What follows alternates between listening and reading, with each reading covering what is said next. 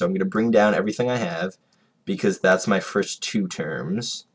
So bringing those down. Okay, now I'm going to do all of this stuff with n plus 2. So it's going to be plus 1 over 4 minus 1 is 3, so that's a 1/3, and then minus 1 over 4 plus 1 is 5, so that's my 5. And now we can actually already see a start of a pattern here. We have my negative 1/3, pow, is going to die because I have a positive 1/3, pow, that dies too. Okay, so now I'm going to do my fourth sum. It's going to be the last one, I promise. Fourth sum, so I'm now going to bring down everything that didn't get murderized in the previous step. So I'm going to have my 1 plus my 1/2 minus 1/4 minus 1/5. Okay, and now I got to do n plus 3. So let's see, we just plugged in 4 for n, now we're going to plug in 5 for n. So this is going to be plus 1 over 5 minus 1 is our 4. And then 1 over 5 plus 1 is our 6, okay?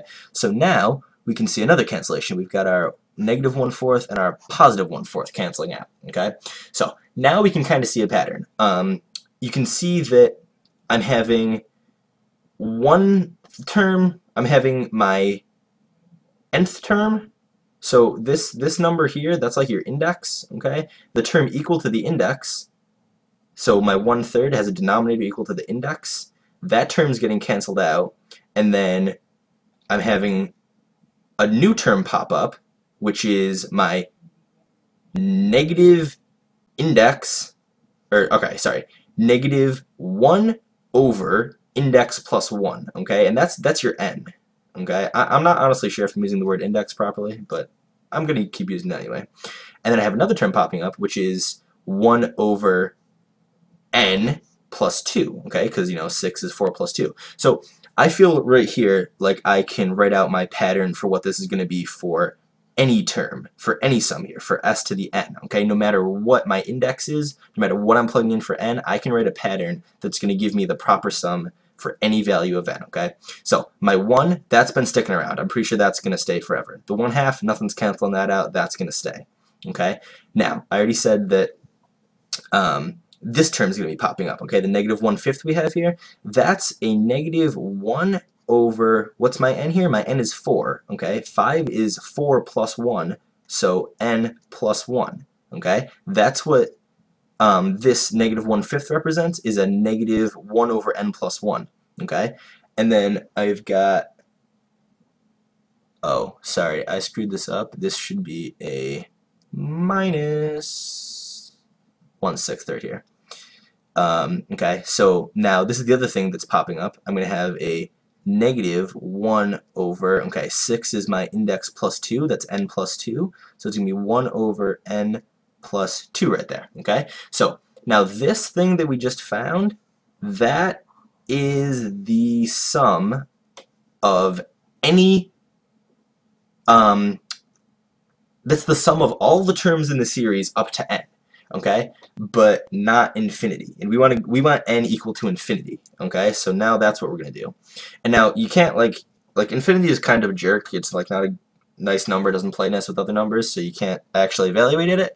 So we have to take the limit at infinity. So I'm gonna take the limit of this sum right here, this Sn. I'm gonna take the limit of that as n approaches infinity. Okay, so oh yeah, my beautiful cursive writing, as n approaches infinity of Sn, okay? And as we know, that's the limit of, the limit as n approaches infinity of 1 plus 1/2 minus 1 over n plus 1 minus 1 over n plus 2, okay? Because, Sn equals all that, so, okay. So now let's simplify a little bit. It's going to be, that's the limit as n approaches infinity of, 1 plus 1/2 is 3/2, okay? And now I'm going to plug in infinity for all the n's I have in here, okay? So infinity is going to go there and there. So it's going to be minus 1 over infinity plus 1 minus 1 over infinity plus 2. Okay? Now, infinity plus 1 is obviously just infinity. Infinity plus 2 is obviously just infinity. Okay? 1 over infinity, that equals 0, because as bigger your denominator gets, the smaller your actual value gets. So this is really kind of like limit as n approaches infinity of 3 halves minus 0 minus 0. Okay? Now, I'm not too good at math, but I'm pretty sure that that just equals 3 halves, because all your n's went to infinity. So you did the limit. Good job. So you just have 3 halves. That, my friends, is your final answer. That is the sum of this thing. Oh, I gotta go all the way over here. Oh. That is the sum of 1 over n squared minus 1. So if we want, just to be official, just because we make this look good, the sum n starting at 2 all the way up to infinity. Oh crap, that's not our final answer, because we have the 1/2 that we factored out back here. I took the 1/2 here and I put it out front right here. Okay, so we still have a 1/2 here. So this is really going to be 3 halves times 1/2, which oftentimes equals 3/4. Okay, so now I'm gonna ignore that. Okay, so we're just gonna write out our final answer here one more time. Sum of 1 over n squared minus 1, n starting at 2, summing to infinity, equals 3/4. Alright, so that's how you do your telescopic series, summing them up. Hopefully this helped you out, and you're all, you're kind of happy because you just did some math. You're all like, I can do math. Yeah. Okay, because that's kind of how I felt when I figured it out.